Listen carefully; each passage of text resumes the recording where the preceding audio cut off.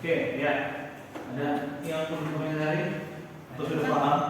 Karena sudah praktek kemarin kesempatan juga kita ya. Kita sebenarnya baru pengenalan saja, tapi bagus kemarin kan sudah dipraktekkan.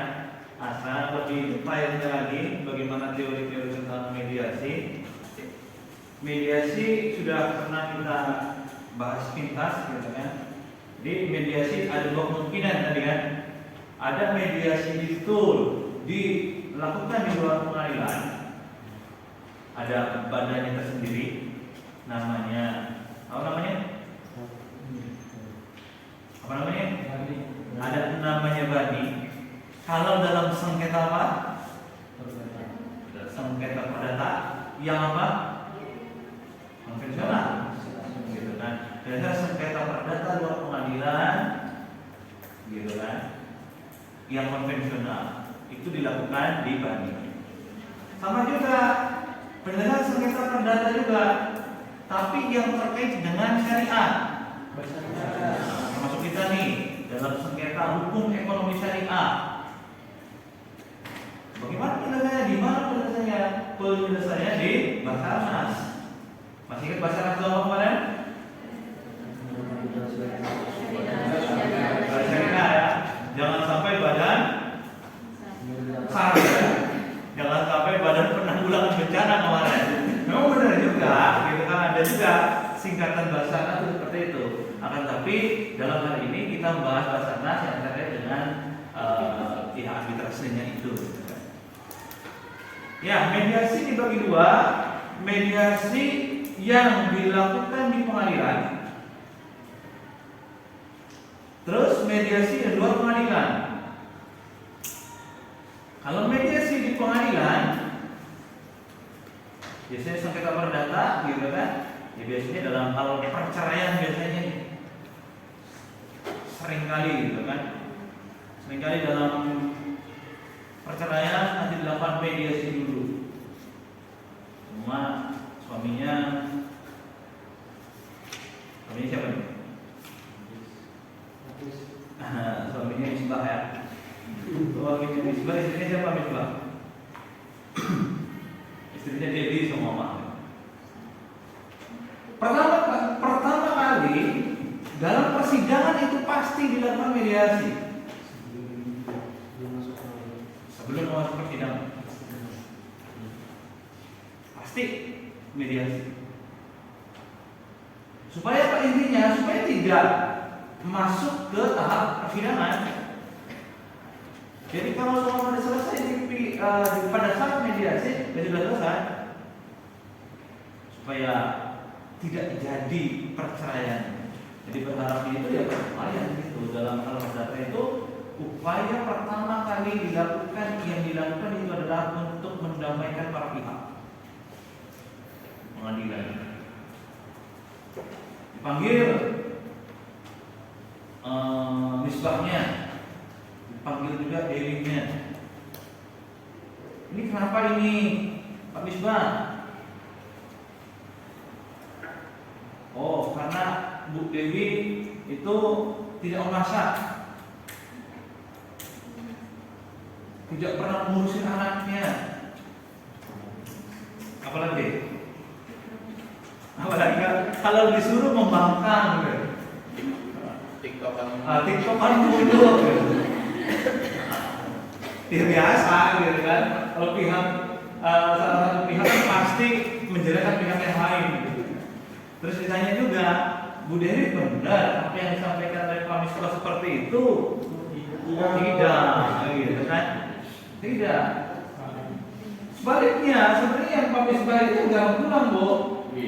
Kan? Dia itu sering bermain game online, sampai menjual beberapa aset yang kita miliki bersama. Jadi habis ini, gitu kan, harta kekayaan kita yang sudah kita cari-cari selama ini. Oke.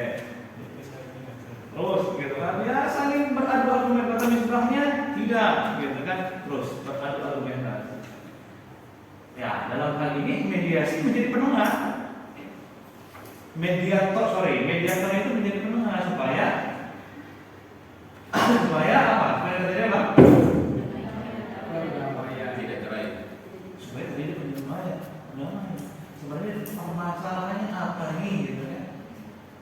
kok Dewi ngomongnya seperti ini, kok Misbah seperti ini? Tanya lebih lanjut, benar apa yang kamu sampaikan Misbah? Ada faktanya, ada buktinya. Oh, tidak ada faktanya, tidak ada buktinya. Nanti jadi nanti ternyata apa yang disampaikan Misbah itu hanya karangan-karangan saja, sehingga sebenarnya yang benar ini Dewi, gitu kan? Oke, seperti itu. Nah terus setelah ketahuan Dewi yang benar gimana? Kalau Dewi yang benar, lanjutnya gimana?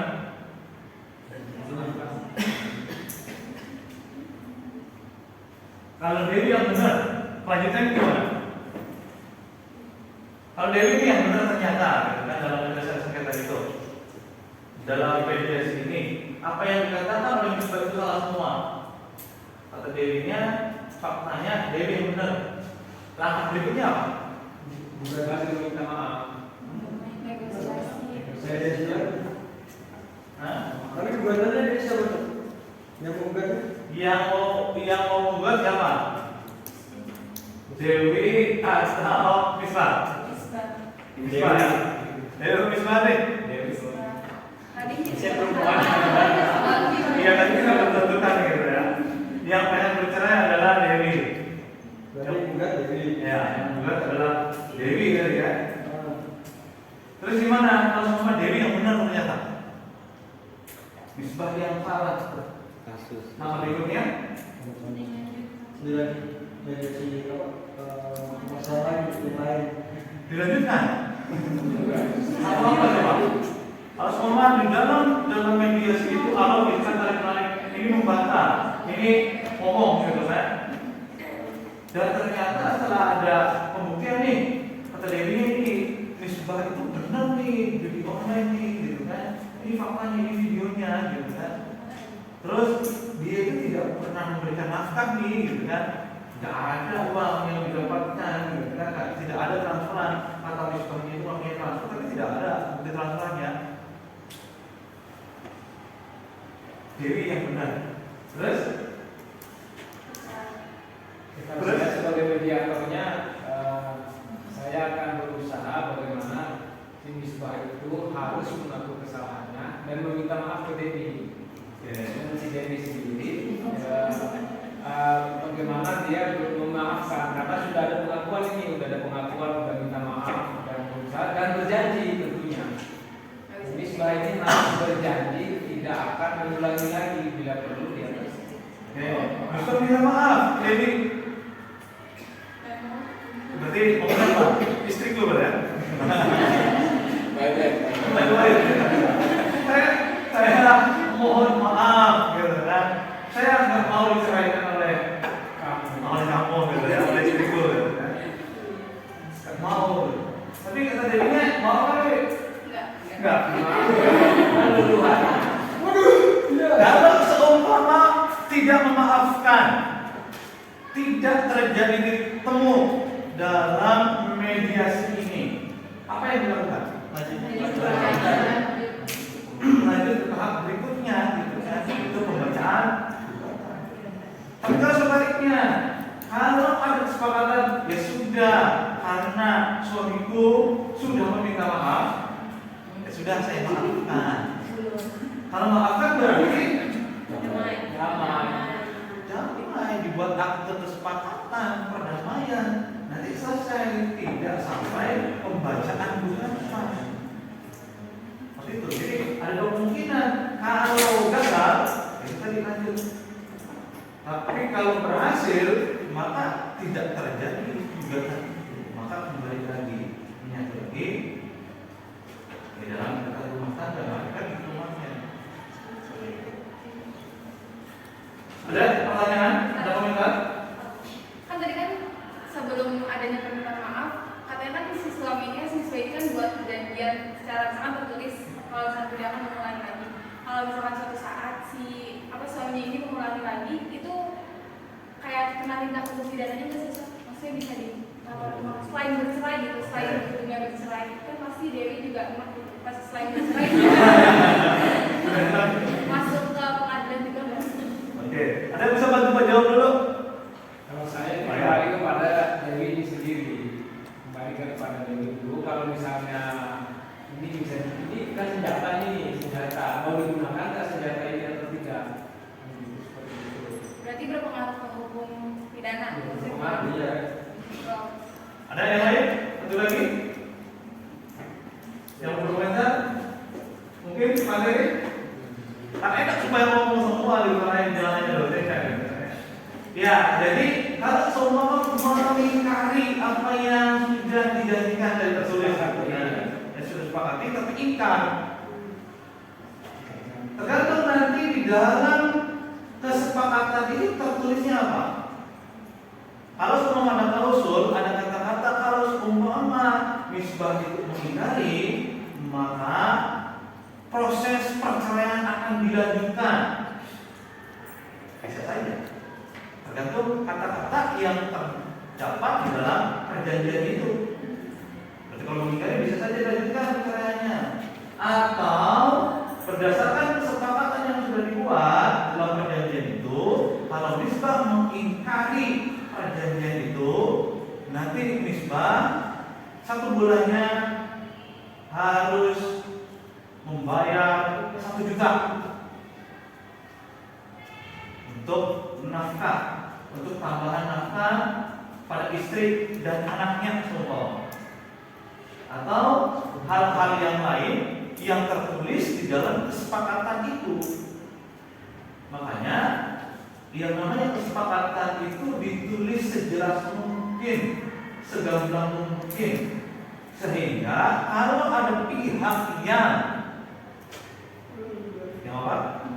Mengingkarinya, maka ada ketentuan-ketentuannya itu. Maka semua kalau denda, kalau mengingkari perjanjian itu didenda. Jangan berhenti di kalimat denda. Tulis dendanya berapa nominalnya. Kalau mau denda saja kan, nanti multi tafsir, ya kan? Seperti itu. Atau ketentuan lainnya ditulis sejelas mungkin, seterang mungkin supaya tidak debat-debat nantinya, atau supaya tidak multi tafsir nantinya. Oke. Ada komentar lagi? Berarti nggak bisa harus penjara. Buset kayaknya. Berarti nggak masuk Penjaranya dilihat dari mana ya dulu? Kalau misalkan bayar denda, misalkan sampai miliar, dia nggak bisa bayar dendanya, tapi terus si istri lanjutin ke tindak pidana ada penjara, itu nggak masuk. Oke, kalau tindak pidana, perbuatan apa yang dilakukan misbah sehingga dia itu di katakan Tindak pidana. di tindak pidana? Ada yang Berarti kalau surat itunya aja tuh nggak termasuk gitu ya. Aku nanya isi suratnya itu, berarti itu nggak masuk. Suratnya kan yang penting tadi kesepakatannya itu kan tidak bercerai. Kalau perceraian itu kan peranannya perdata. Oke, di undang-undang perkawinan kan, undang-undang nomor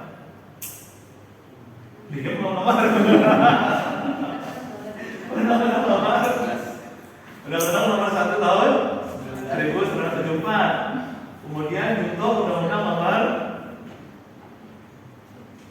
halo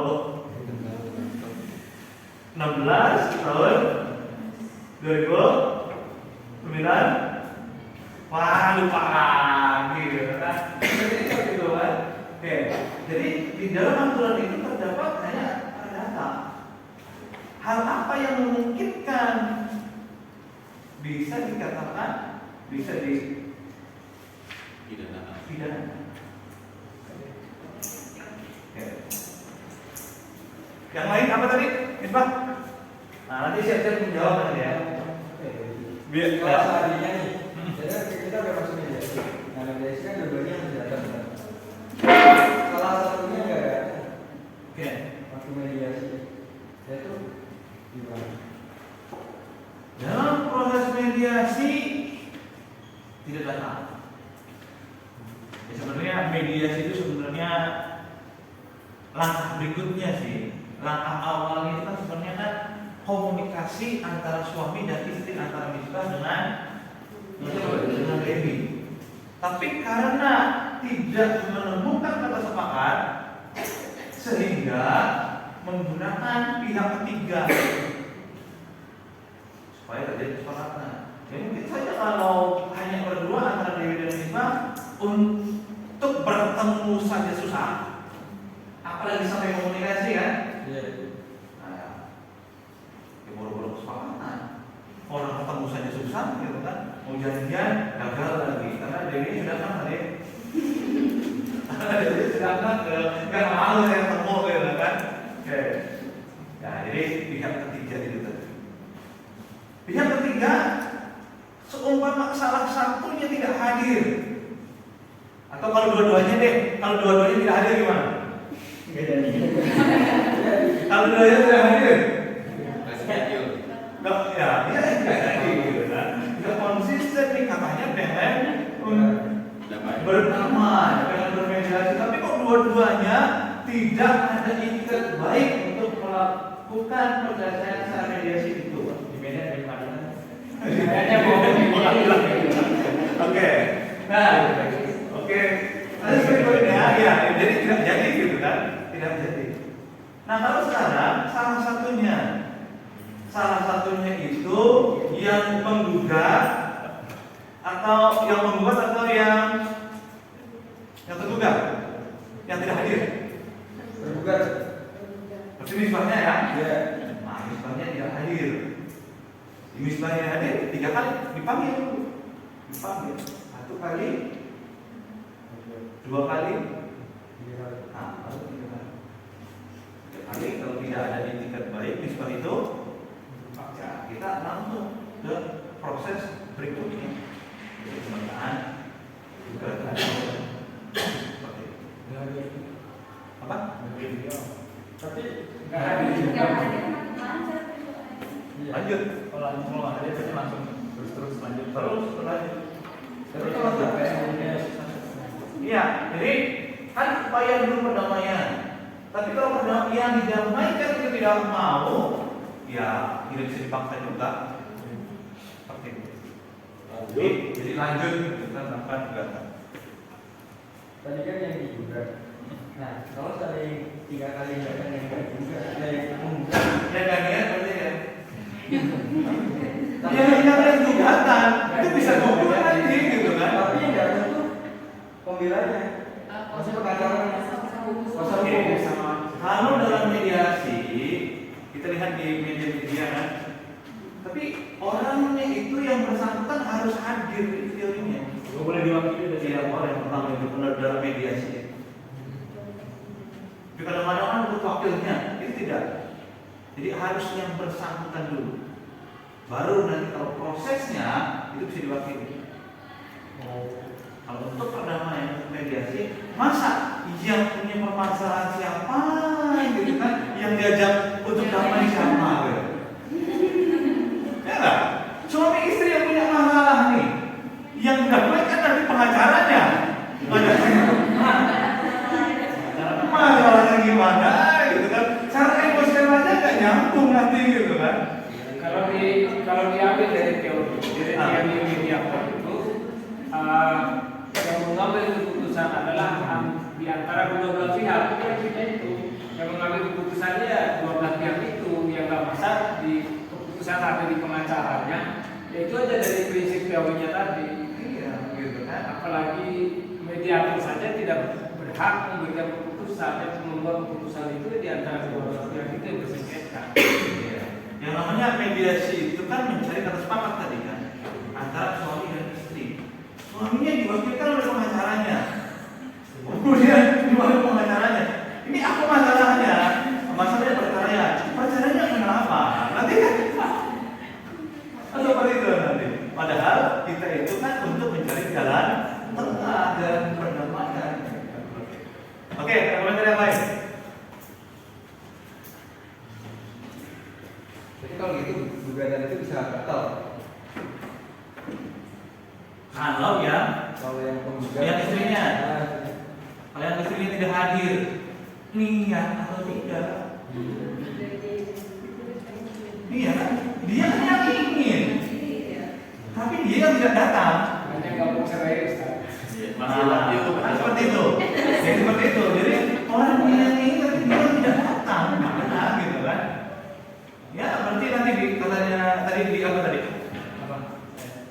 tidak masuk itu tadi. Blacklist. Oh, di blacklist sama. Oke, itu kan ada komunikatif gitu kan. Oke. Ya, kemungkinan yang kedua, tadi kan kemungkinan itu mediasi di pengadilan tadi gitu ya. Jadi bisa sepakat juga bisa tidak sepakat. Kalau sepakat berarti tidak lanjut proses peradilannya. Kalau apa tadi? Kalau tidak sepakat tadi ya? Kalau sepakat berarti tidak lanjut proses peradilannya. Kalau tidak sepakat lanjut juga ya, lanjut prosesnya. Nah sekarang proses berikutnya yaitu kalau semua penyelesaian sengketa di luar pengadilan, bisa juga dikatakan mediasi. Penyelesaian sengketa di luar pengadilan itu macam-macam. Yang sebagaimana di undang-undang arbitrase kemarin. Undang-undang nomor berapa? 30. Wah, ingat banget. Undang-undang nomor 30 tahun. Jadi macam-macam penyelesaian sengketanya itu. Ada mediasi, ada negosiasi, ada konsiliasi, ada Tinggal melihat ya. jadi yang itu bagian dari penyelesaian sengketa di luar pengadilan itu macam-macam. Nah, di antaranya mediasi tadi. Ya, mediasi bisa dilakukan di luar pengadilan itu tadi. Penyelesaian sengketa ada awas ya. Bisa saja kalau mengenai sengketa ekonomi syariah nih, berarti penyelesaian hukumnya nih sengketa ekonomi syariah itu biasanya apa?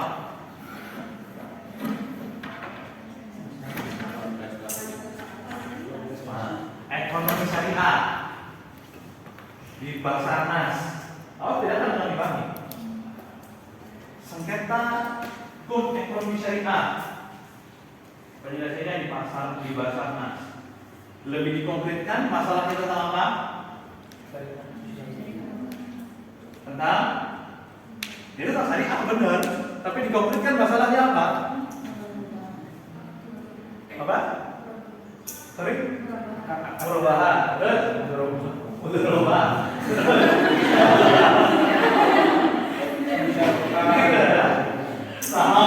Sahamnya gambarnya sahamnya yang syariah gitu kan. Saham syariah, sukses syariah gitu kan. Oke, itu ya. Pokoknya yang berlabel syariah ya saya dipasangkan. Kalau yang konvensional, di Ani. Ya, contohnya apa tadi? Apa Isa tadi? Apa contohnya tadi? Nah, itu tadi sudah disampaikan. Ada permasalahan apa tadi, Aisyah? Apa tadi? Ada saksi itu tadi. Jadi penjelasannya ada di Bani.